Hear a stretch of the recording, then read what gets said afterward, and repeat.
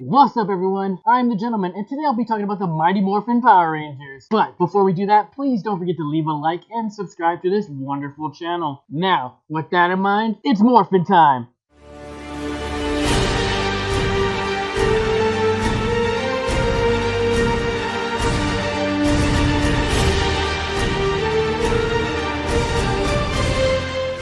I just thought it'd be a normal day for me in August of 1993. I would come home from kindergarten, watch Batman the Animated Series, and play with my action figures, until millions of other kids and myself saw something that would change our lives forever. The Mighty Morphin Power Rangers. It wasn't like anything I've ever seen before in my life, unless you count Voltron, but that was a cartoon. This is real life, bitch. It was everything a kid's show needed to be. It was colorful, it was action-packed, it was a motherfucking toy machine, all wrapped up with one of the soon-to-be greatest theme songs of all time. Go, go, Power Rangers!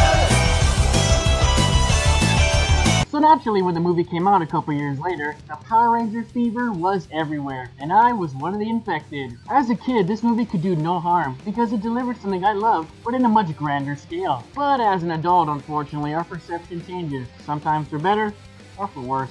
I heard that. The Mighty Morphin Power Rangers is about a group of 20-something-year-old teenagers who have to save the world from a purple villain with the name of a porn star. Ivan Ooze. Oh yeah, ooze me baby. Ew, gross. The Rangers themselves are shown to be infinitely athletic, skydiving, then immediately rollerblading, because apparently you have to be on coke to be a Power Ranger. They are also extremely codependent. They have to go everywhere together, do everything together, and even say one-liners after each other. On your tail! Systems go! No matter what they do. Hang on guys, I gotta take a dump! Right behind you! Don't forget to wipe! Ay, ay, ay, ay, ay. Later on, Ivan Ooze is freed by Rita and Lord Zed. Who are they? Said the general audience. It doesn't matter, said the movie. Let's just put him in a fucking snow globe for the rest of the time. Shame. Ivan then senses the Rangers and says something you really can't say today. Without anyone batting an eye, of course.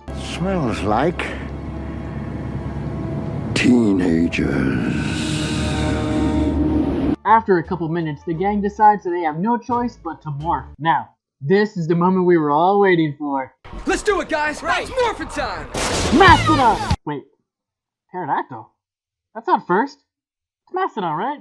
The morphing sequence was in a different order than we were used to, so saying this out loud in the theater kinda made you look very awkward. Nonetheless, it was still pretty badass and gave us a very awesome fight scene. Meanwhile, Ooze goes to the command center to take his revenge on Zordon, who imprisoned him for over 6,000 years. But despite being released for a short period of time, he learned a lot about the world. Oh, the things that I have missed!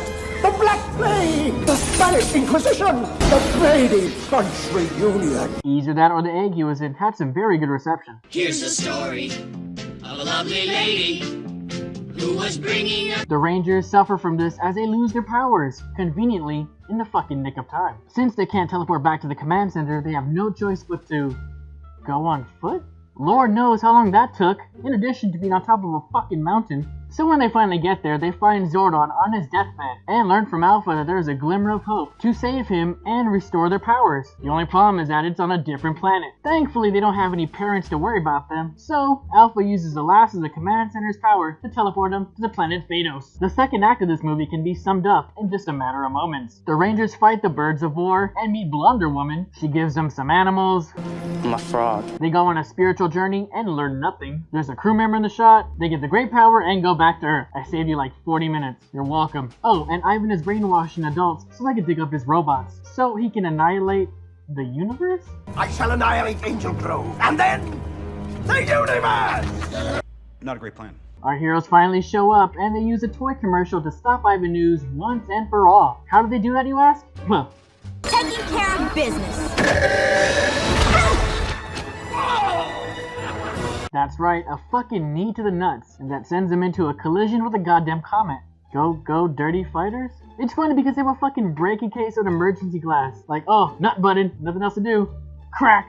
So they go back to the command center and use the power of goodness to bring Zordon back to life. And everything goes back to normal, with our main characters staying exactly the same as they did in the beginning of the movie. Zero fucking development. And that's the Mighty Morphin Power Rangers. This movie was much better as a kid because you didn't have to care about little things like plot or development. On the bright side though, the fight scenes looked pretty cool and were well choreographed. But like a fighting game or a porn, this was more about the action than it was about the story. And that's why the movie suffers. Just because it's targeted for kids doesn't mean the story shouldn't be taken seriously. Because that same year, Toy Story was released, and that movie was for everyone. So as always, I'll be back soon with the new movie. Or if you have any suggestions, please leave them in the comments down below. I'm the gentleman, I observe the world, so we can all laugh at it. Bye bye.